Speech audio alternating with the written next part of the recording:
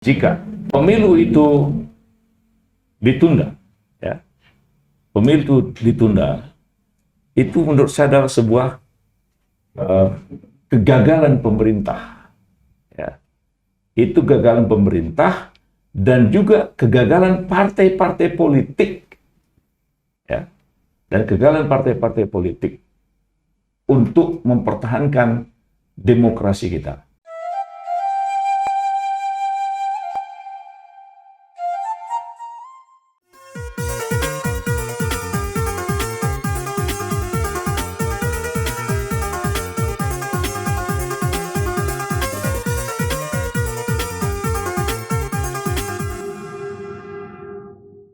Oke, Assalamualaikum warahmatullahi wabarakatuh. Jumpa lagi dengan channel kita yang ramai ini. Ya, ada beberapa channel ini akan menayangkan podcast kita pada malam hari ini.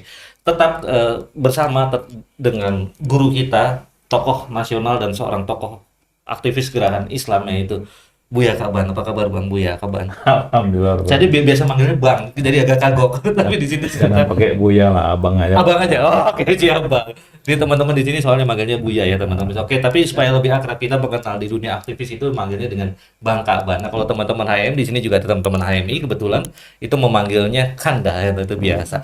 Dan bersama teman-teman yang lain dari kelompok aktivis Islam terutama dengan Bang Edward ya. Kemudian Bang siapa lagi, Bang? Saya belum tahu ya. Bang Alwi, wah, keren. Dan Bang Erik dan Ya. ini ada mahasiswa ya teman-teman dari HMI Kota Bogor. Oke, Bang, hari ini kan ini kita mau angkat satu berita menarik nih, Bang. Jadi saya akan bacakan sedikit beritanya. Itu sebenarnya 30 Desember 2022, akhir tahun yang lalu. Beritanya itu di rmol.id ya. Judulnya terulang lagi, pemerintah tak cairkan penuh anggaran pemilu 2024 bertahap tahun depan. Jadi ini keluhan dari Pak Hasyim Asyari, Ketua KPU. Dia cerita bahwa pada tahun 2022 itu dari anggaran yang diajukan 8 triliun ternyata cuma cair 3 triliun.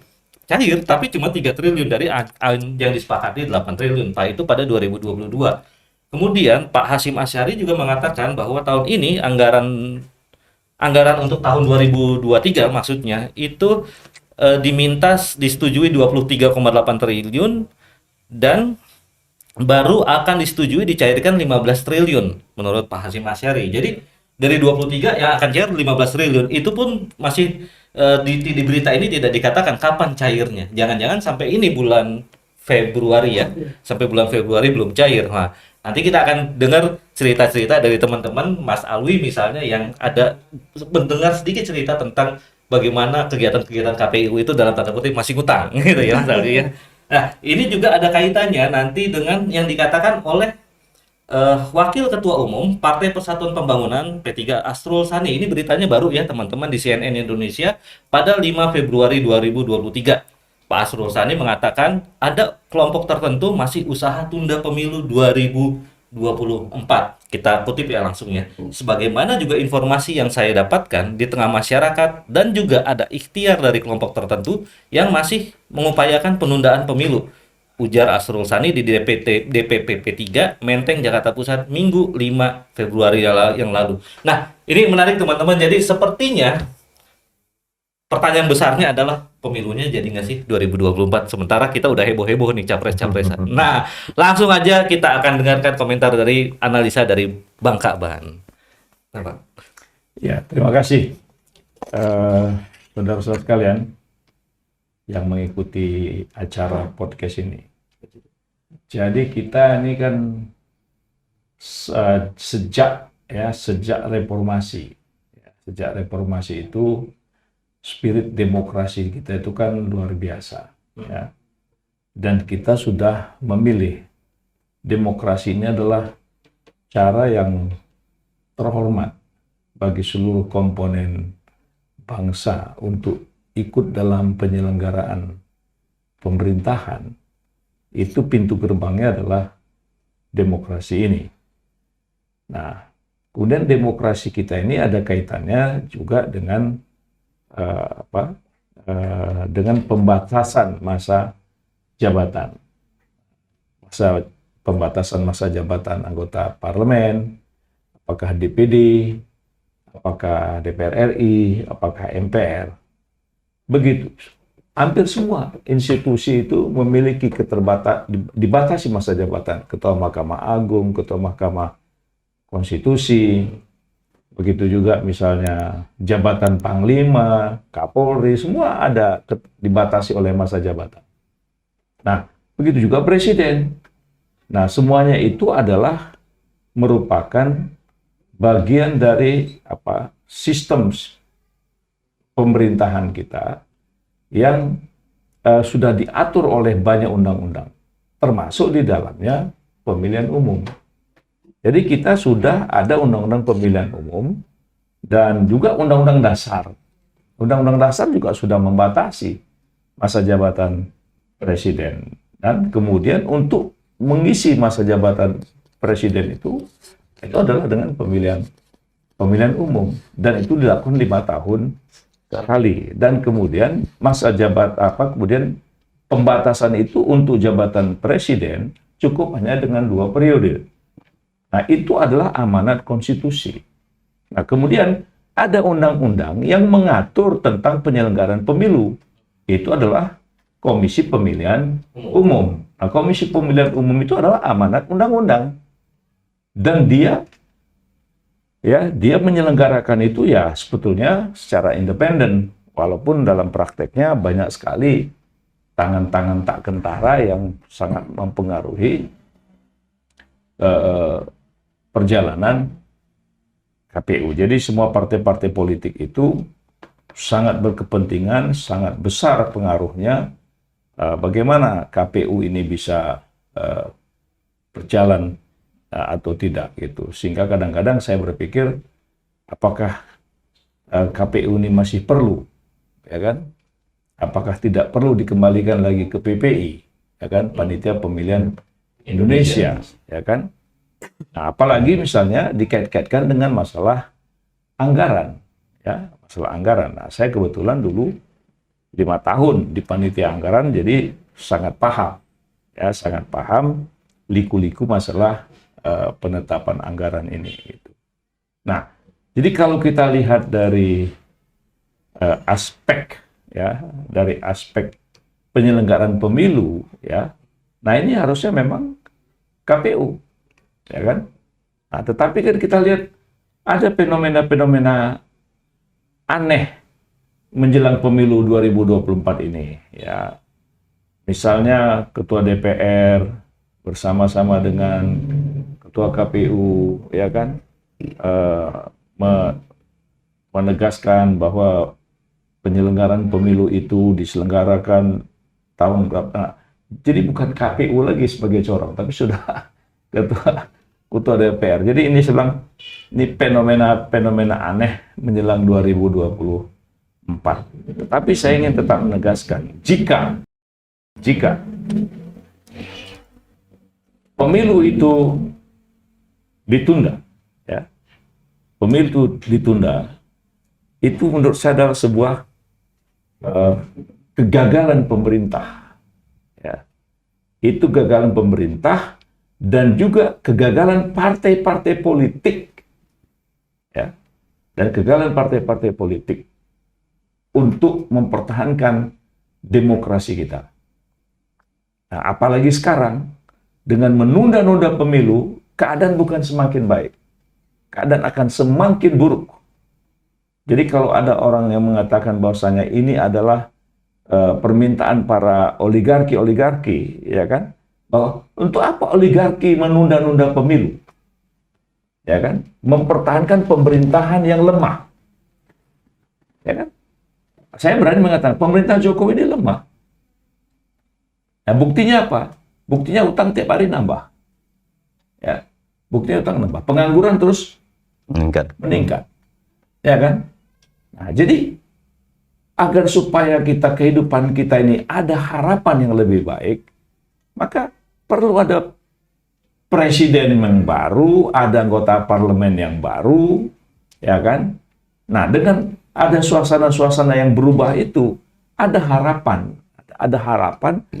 agar hari esok kita itu kan lebih baik. Jadi artinya kalau dipaksakan menunda-nunda pemilu, ya kan? Apa yang mau dicapai? Apa yang mau diperoleh? Ya kan? Orang keadaan sekarang itu kan jelek. Walaupun survei-survei itu bikin tingkat kepuasan kan menurut survei, ya kan? Tapi rakyat bagaimana? Real rakyat itu seperti apa? Apakah rakyat puas dengan bertambahnya pengangguran? Apakah rakyat puas dengan beban hidup yang lebih berat, misalnya kan? Ya kan? Kemudian apakah rakyat puas banyak jalan-jalan yang bolong-bolong? Saya kan baru habis keliling dari beberapa daerah, saya lihat jalan-jalan tuh bolong-bolong betul-betul seperti negara kalah perang gitu. Ya. Ya. Saya pergi ke daerah-daerah, saya lihat kok begini. Jadi pemerintah sekarang itu adalah hasil demokrasi, ya, hasil sebuah demokrasi, hasil pemilihan umum. Lalu dia mau menunda-nunda. Ya, saya pikir gagasan menunda-nunda itu gagasan ingin memperburuk citra demokrasi. citra pemerintah, dan kemudian demokrasi kita semakin rendah lah. Gitu. Terpuruk ya. Nah, harusnya saya mengatakan bahwa apapun yang terjadi, apapun situasi yang ada, maka pintu gerbang demokrasi itu harus kita buka lebar-lebar dan libatkan semua komponen bangsa ini dalam proses penyelenggaraan negara, dan kemudian kedaulatan rakyat itu betul-betul diberi tempat yang sesungguhnya gitu. Nah, oleh karena itu Komisi Pemilihan Umum ya plus minus apa yang terjadi gitu. Tapi karena mereka adalah pemegang amanat undang-undang, nah mereka harus diberi kepercayaan. Kalau bicara anggaran, ya kan? Ya, orang bayar cicilan bunga utang aja bisa sampai ratusan triliun. Masa untuk pemilu yang hanya sekian puluh triliun nggak bisa? Kalau nggak sanggup, ya udah mundur aja. Mundur aja. Nggak, ini kan masa ini logika sehat kita. Kita ingin membangun negara kita ini menjadi negara kuat. Gitu kan. Jangan hanya gara-gara segelintir orang yang berkepentingan atau bermasalah, bangsa ini yang dia korbankan. Jangan-jangan gitu. Masa iya sih misalnya dengan anggaran pemilu, ya kan? Nah, apalagi sekarang masa kampanye dipersingkat, ya kan? Masa kampanye dipersingkat. Bagaimana orang mau contoh? Ada satu kabupaten, ya kan? Penduduknya hampir 6 juta. Oke. Kemudian kelurahannya lebih dari 400. Kecamatannya ada 40 lebih. Masa kampanye cuma 75 hari. Bagaimana dia mensosialisasikan dirinya? Waktu yang sangat pendek ya. Ya coba. Kemudian presiden juga sama. 75 hari. Untuk mengkampanyekan itu. Apa? Gitu kan? Jadi kita memang kelihatannya seperti apa yang disampaikan, ada ide-ide menunda-nunda pemilu. Ini jelas-jelas itu berarti terang-terangan against konstitusi, melawan konstitusi. Dan yang saya heran itu di media sosial saya lihat presiden hadir loh. Jadi seakan-akan presiden merestui. Padahal dia sendiri yang mengatakan, ya kan, orang-orang yang ingin memperpanjang masa jabatan itu seperti menggari rakyat saya, kan gitu kan. Jadi inilah kita perlu bangun demokrasi kita ini dengan sehat, normal, dan kemudian kalau itu sudah menjadi amanat undang-undang, prioritasnya. Jadi alasan tentang masalah anggaran saya tidak bisa terima ya. Ya. Akal sehat saya tidak bisa menerima, tidak ada alasan apapun, ya, tidak ada alasan apapun yang dikaitkan dengan ketiadaan dana. Ya, ketidakadaan anggaran untuk pemilu, menurut saya itu alasan terlalu mengada-ngada, ya kan? Tapi memang saya setuju bahwa anggaran untuk pemilihan umum itu harus benar-benar, ya kan, harus benar-benar menaikkan kualitas pemilihan umum kita. Jadi bagaimana kualitas pemilihan umum kita itu tidak seperti yang lalu, ya katakanlah pada pilpres yang lalu itu misalnya ketika diumumkan itu ada data yang seperti diputarbalikkan, Hasilnya maksudnya ya. ya, hasilnya seperti diputarbalikkan. Saya pikir jangan diulang lagi hal-hal seperti itu, karena itu akan menimbulkan pemerintahan yang lemah. Betul. Ya, jadi pemilu jujur itu akan memperkuat partisipasi. Pemilu jujur itu akan membuat kredibilitas pemerintah itu semakin kuat. Nah, kalau kredibilitas pemerintah kuat, trust internasional itu juga semakin tinggi, trust publik itu juga semakin tinggi. Nah, jadi saya menanggapi bahwa masalah pemilu itu ini adalah amanat undang-undang yang menurut saya tidak ada alasan untuk menunda-nundanya, dan menyangkut masalah anggaran, ya kan, ya logika saya adalah cicilan bunga utang yang ratusan triliun bisa disiapkan, masa iya sih untuk kepentingan nasional melaksanakan perintah konstitusi lalu dipersulit. Nah, tetapi yang jelas saya juga setuju bahwa anggaran pemilu itu betul-betul real, menaikkan kualitas demokrasi dan pemilu kita. Oke. Ini panjang dan padat sebenarnya ya. Jadi intinya ya soal itu. Tapi emang jadi itu sebenarnya tahun lalu itu 15 triliun, 8 triliun yang cair cuma 5 triliun. 3 triliun. Jadi ada 5 triliun yang belum cair. Tahun ini katanya 23 triliun yang mau dicairkan cuma 15 triliun. Dan kita pertanyaan besarnya, sisa-sisanya itu kapan? Bukan. Jadi bukan sisa. Saya kira gitu. Ada tradisi di negara kita ini, budaya markup. Ini menarik. Ya, budaya markup. Ya, jadi budaya markup ini saya kira bukan rahasia lagi. Iya. Bukan rahasia lagi. Saya mengikuti contoh saja, contoh kasus. Saya mengikuti persidangan KPK melalui media sosial. Ya, kan? Ya. Budaya untuk begini. Zaman Pak Harto, Profesor Sumitro almarhum itu mengingatkan kebocoran anggaran 30% itu nggak bagus. Nggak bagus. Sekarang, ya, proyek masih dalam proses, ya, proses pengusulan, tapi sudah ada dana-dana yang dialirkan, sehingga sekarang itu ada dana-dana yang tidak resmi. Nah, iya. Menarik ya. Katakanlah di awal 14% sampai dengan 17%. Iya. Kemudian tambah 30%, jadi tingkat kebocoran kita itu antara 44 sampai dengan 47%. Nah, kemudian itu kebocoran penggunaan anggaran. Nah, bisa kita bayangkan bagaimana kualitas proyek, ya, bagaimana kualitas proyek. Nah, begitu juga pemilu ini. Pemilu kita ini kan misalnya yang terus disorot terus menerus, misalnya antara kotaknya kardus tapi pakai gembok. Nah, gitu kan. Nah, itu kan berapa anggaran kotak, ya kan? Berapa anggaran gembok, berapa harga gembok. Biasanya itu kadang-kadang alat tulis saja harga pasar itu katakanlah hanya berapa puluh atau berapa ribu rupiah, tapi di dalam harinya itu bisa belasan ribu.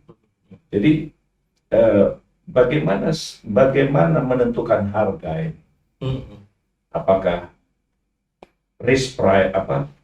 real price, ya kan? Atau sudah di markup?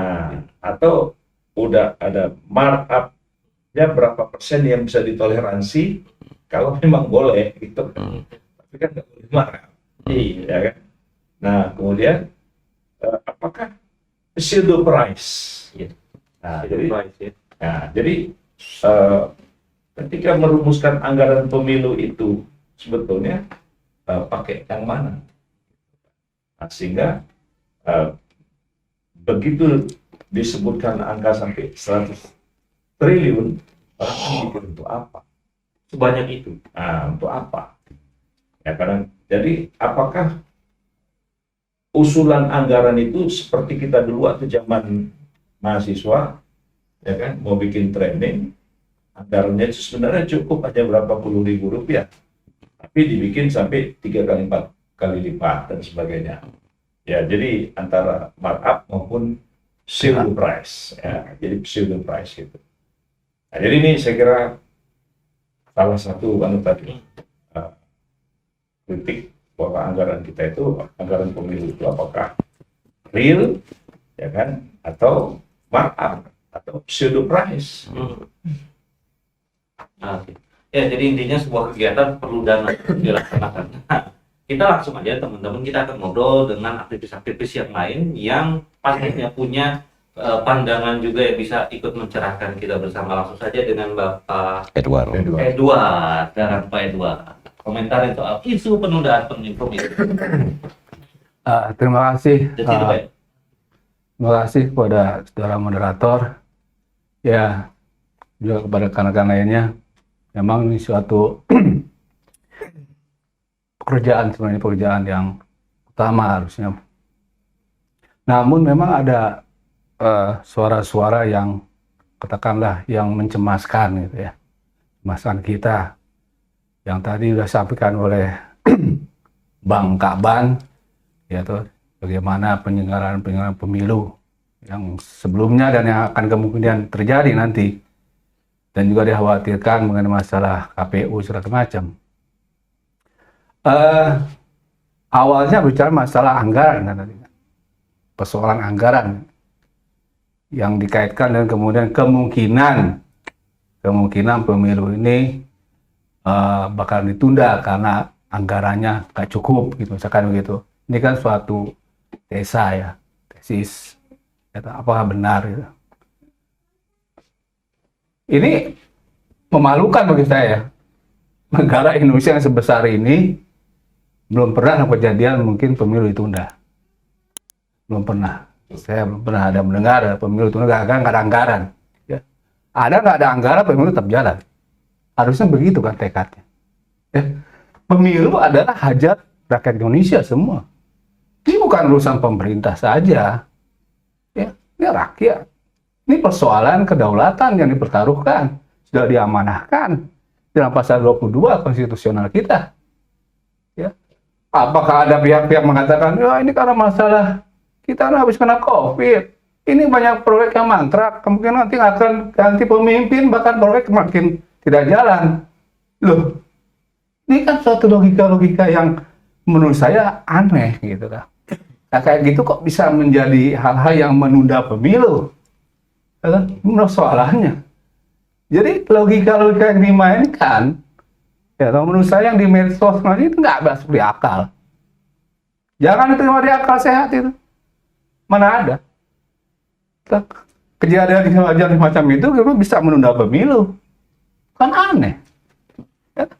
Nah, sebagai rakyat Indonesia semuanya, apa benar berani pemilu akan ditunda? Saya tanya.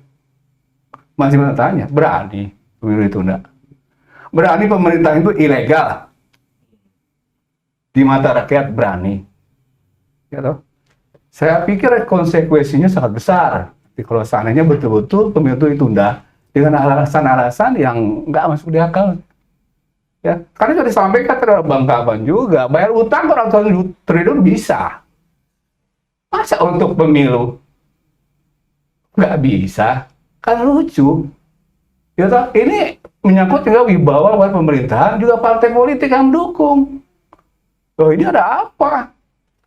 Ya di negara kita ini, kok pemilu ditunda?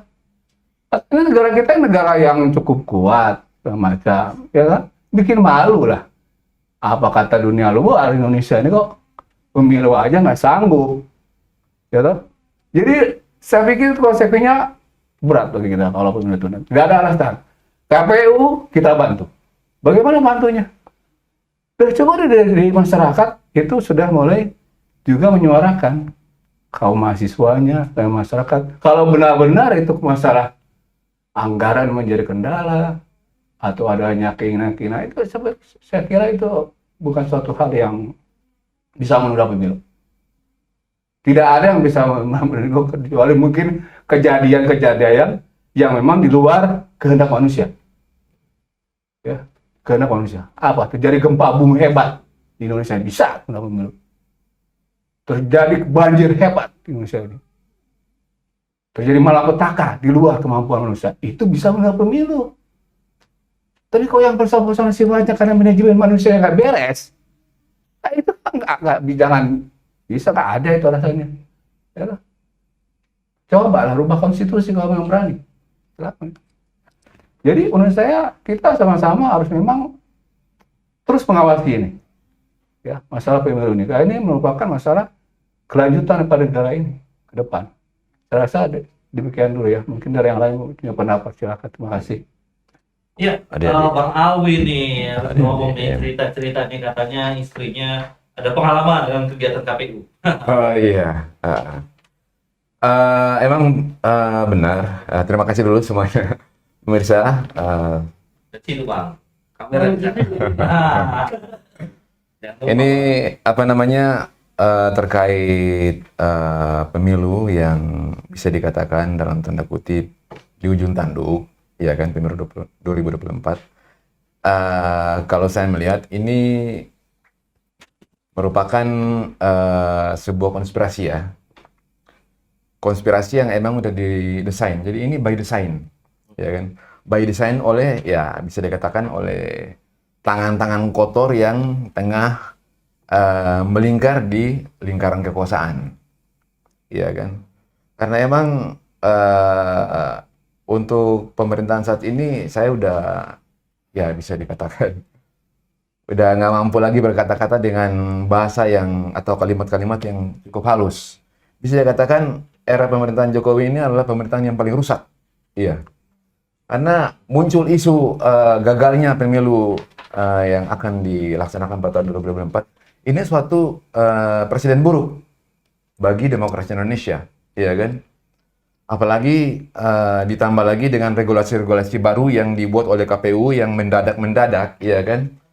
Seperti tadi yang ada misalnya masa kampanye yang cukup singkat dengan 75 hari. Ini kan nggak keburu, ya kan?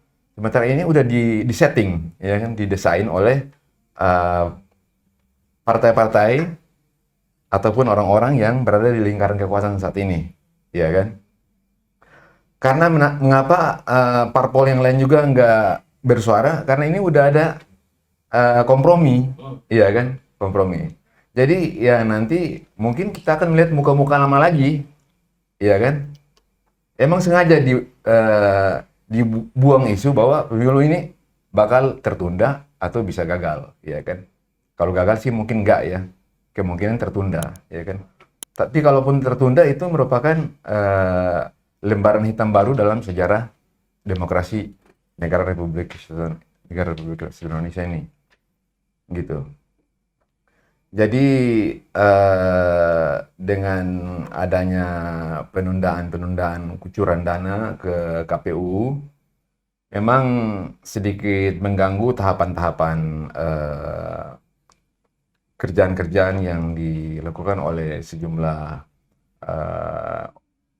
pegawai-pegawai maupun komisioner di KPU. Karena untuk sementara memang sejumlah vendor yang harus menalangin operasional yang mereka lakukan. Jadi otomatis pelaksananya bakal jadi lambat, ya kan? Nah, ini kan mengganggu tahapan yang udah diprogramkan oleh KPU sendiri. Oleh karena itu, ya mau teriak gimana lagi, ya kan? Harusnya ini pihak pilar demokrasi kita, yaitu aktivis, mahasiswa, ya kan? Maupun LSM dan terutama lembaga media-media, pers, itu harus emang bersuara keras, ya kan? Jadi ini dikawal, benar-benar dikawal, ya kan? Karena ini udah di ambang jurang ini, ya kan? Demokrasi kita udah di ambang jurang nih, ya kan? Nah, mungkin untuk sementara dari saya cukup dulu. Wah, wah, ini menarik sekali komentar. Sekarang abang yang baju merah nih, Bang Erik. Bang Eri, Ya. mangga bang. Selamat malam ya. Saya menilai kalau pemilu itu ditunda, ya saya sepakat itu dengan bahasa Bang Kaban tadi. Ini adalah sebuah kegagalan dari pemerintah, ya, yang menjadi kewajiban utama dari pemerintah yang sudah diamanatkan oleh konstitusi. Ya, tapi sepertinya ini ada sedikit berbau pesanan dari pihak atau kelompok tertentu ya. Ya mungkin itu oligarki atau apalah namanya. Cuma ada hal menarik juga ini yang saya juga mau tanya ke Bang Kaban. Seandainya pemilu ini ditunda, Bang, kira-kira apa yang harus dilakukan oleh tindakan apa dari Partai Umat ini, Bang? Jika pemilu ini ditunda begitu, Bang?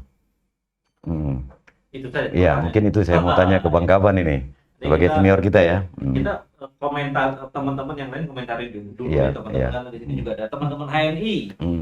Nah, mangga teman-teman HMI. Iya. Oke, berbicara, mohon izin ya Bang ya, berbicara penundaan pemilu, saya rasa sudah jelas dalam konstitusi kita pasal 22E Undang-Undang Dasar 1945 yang imperatifnya bahwa di setiap 5 tahun sekali itu memilih DPR, anggota DPR, presiden dan wakil presiden.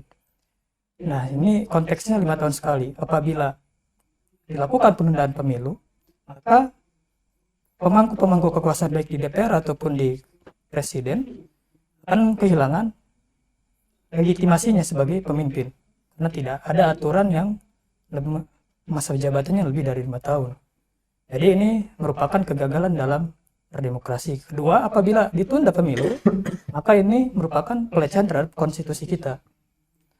Nah, kalau memang dasarnya adalah salah satunya terkait tidak ada anggaran, kita lihat kemarin pemerintah lebih memprioritaskan untuk pembangunan IKN salah satunya. Ini hajat rakyat Indonesia, apakah pemerintah tidak bisa mempunyai solusi-solusi lain? Karena emang ini adalah kebutuhan masyarakat banyak menyangkut rakyat Indonesia untuk memilih pemimpinnya. Mungkin itu saja Bang komentar. Ya. Baik, terima kasih teman-teman aktivis ya teman-teman. Jadi sudah mendengar tadi komentar dan analisa dari teman-teman aktivis yang ada di rumah Bang Kaban pada hari ini. Jadi tadi ada pertanyaan Bang yang menarik ya. Yang soal Partai Umat kalau ini ditunda pemilu gimana nih? Sebenarnya Bang terserah Bang sih mau jawab atau enggak. Ya. Pemilu ditunda ya, umat gak jadi ikut pemilu. Iya udah pasti itu. Baru kita lolos memenuhi syarat. Ya. Ikut tapi ditunda-tunda, Bang. Ikut Iya. tetap tapi ditunda-tunda dulu katanya. Kan jadi gini, inilah yang saya katakan tadi di awal. Kenapa partai-partai politik itu yang lugas tuntas itu mengatakan tidak ada penundaan pemilu itu ya kayak PDIP, ya kan, kayak PDIP. Nah, yang lain itu seperti senyap-senyap aja. Ada lagi gagasan udahlah gubernur tuh nggak usah lagi dipilih oleh rakyat. Itu kan semua amanat undang-undang. Jadi sekarang itu memang agak ada anomali dari penyelenggara kekuasaan ini yang mereka bermain-main dengan undang-undang. Ya. Jadi kalau ada kelompok tertentu, ya, kemudian gampang dituduh macam-macam. Tapi ketika pemerintah sendiri, ya, itu tidak tegas, ya kan? Pemilu harus tetap berjalan, ya kan? Tidak ada penundaan pemilu, nah, gitu kan? Nah, itu kan orang tenang, ya kan? Nah, orang akan tenang. Jadi pemerintahan itu dengan adanya pemilihan umum itu artinya apa? Bahwa ada evaluasi. Ada evaluasi terhadap penyelenggaraan pemerintahan di masa lalu. Jadi siapapun yang memimpin tahun 2024 hasil pemilu, ya, suka tidak suka dia melihat apakah yang dilakukan sekarang ini sesuai dengan kebutuhan. Ya, sesuai dengan kebutuhan. Jadi pemilihan umum itu ya kan bahasnya kan, kalau dulu kan ada nyanyinya, ada lagunya kan. Pemilihan umum telah memanggil kita, itu dikondisioning seluruh rakyat Indonesia sehingga anak-anak kecil pun ya tahu lebih lagu pemilihan umum. Nah sekarang kan nggak ada gairah. Yang terjadi adalah calon-calon anggota legislatif sibuk mencari dana, ya kan? Mencari logistik, ya kan? Nah, sehingga kualitas pemilu kita itu menjadi semacam transaksi, ya, jadi transaksi. Nah, itu pasti berpengaruh terhadap kualitas pemilu itu sendiri. Nah, jadi saya pikir kita sudah ada semacam ada titik temu, ya, bahwa pemilihan umum itu betul-betul menurunkan kredibilitas Pemerintah. ya. Sebaiknya isu-isu penundaan pemilu itu harus sudah dihapus, tidak ada. Ya. Jangan berpikir aneh-aneh. Kita tetap selenggarakan pemilu tahun 2024. Ya, kebetulan kita agak senang menyebutkan pemilu 2024 karena kebetulan partai itu mau 24. Ya. Jadi 2024 jangan lupa nomor 24, 24 karat, surat 24 Anur. Satu hari 24 jam juga, Pak. Satu hari 24 jam. Jadi banyak menggunakan. Tapi poin yang paling penting tadi adalah bahwa KPU ini, KPU dalam merumuskan anggaran, ya, sebab ya udah banyak kasus lah, ya, udah banyak kasus. Nah, bagaimana penyelenggaraan pemilu itu dengan dana yang secukupnya, ya, dengan anggaran yang secukupnya, walaupun kata secukupnya itu relatif, ya, tapi saya pikir tidak juga harus jor-joran supaya ada pertanggungjawaban, gitu. Supaya ada pertanggungjawaban.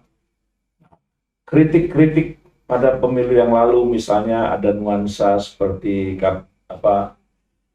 TPS fiktif, ya kan, kemudian angka-angka perhitungan yang cenderung berubah-ubah dan berubahnya itu seperti ada sebuah skenario. Nah itu bagaimana itu? Jadi kita yang penting kalah, ya, menang itu kan biasa, ya kan? Tetapi prosesnya itu, prosesnya itu penyelenggarannya seperti apa? Apakah akan mengulang lagi seperti tahun 2019 yang lalu? Gitu. Jadi kepada apa yang disampaikan oleh teman-teman HMI tadi, ya kan? Nah, justru di sini HMI itu jangan diam, ya kan? Harus Ya, bergerak jadi, aktif. HMI tidak perlu sungkan, ya kan? Karena HMI itu dilahirkan adalah untuk mempertahankan negara kesatuan Republik Indonesia ini. Itu ya saya dulu diajarkan oleh para senior-senior. HMI itu berdiri adalah untuk mempertahankan negara kesatuan Republik Indonesia.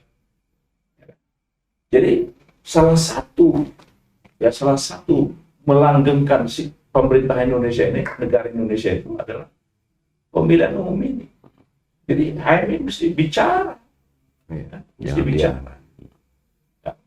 Kalau menurut saya nggak perlu takut karena HMI itu punya saham di Republik ini. Ya, kan? Apalagi dia sekarang sudah punya hampir 1.400 doktor dan profesor, kan?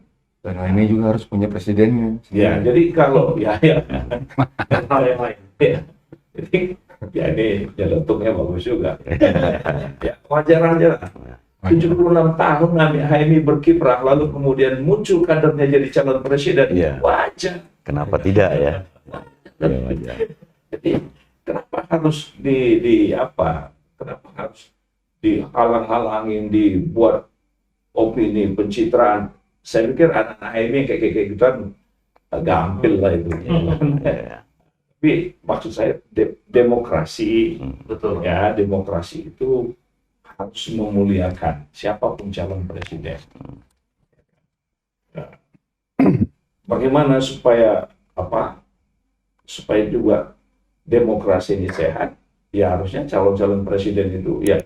Nah, jangan seperti sekarang urusan ijazah aja muncul. Selesai. Urus ijazah aja nggak selesai, Ya, gitu kan? Jadi bagaimana mengurus republik? Gitu. iya, betul. Jadi udahlah, pemilu ini harus diselenggarakan dengan secara yang betul-betul elegan, ya kan, sesuai dengan amanat konstitusi dan anggaran pemilu tidak ada alasan Untuk ditunda untuk menunda pemilu. Oke, jadi sebenarnya Bang, kalau kita lihat ya, ada berita lagi dia teman-teman bisa lihat di suara.com, itu beritanya pada 6 Februari 2023. Ya, agak panjang sih, tapi ceritanya adalah Pak Mahfud MD memang mengatakan pada mana ya Pak Mahfud ini? Ya, waktu di Lemhanas, Pak Mahfud MD mengatakan kalau dari pemerintah jelas bahwa kemudian ada pikiran-pikiran lain, saya katakan itu di luar pemerintah dan itu hak, kata Mahfud dalam saat memberikan arahan dalam rapat pimpinan penyampaian arah kebijakan Lemhanas Rabu 1 Februari, artinya minggu yang lalu. Menurut dia aspirasi seseorang untuk menunda penyelenggaraan pemilu atau memperpanjang masa jabatan presiden tidak bisa dihalangi karena itu merupakan tindakan yang tidak melanggar hukum. Itu aneh ya, tahu-tahu Pak Mahfud bilang seperti itu. Dan Bang Kaban dan teman-teman, ini mungkin berita yang teman-teman kurang ketahui. Jadi kalau kita lihat di Kompas 3 Februari 2023, kompas.com, itu ada berita gini Pak, masa jabatan presiden 2 periode kembali digugat di MK. Oke.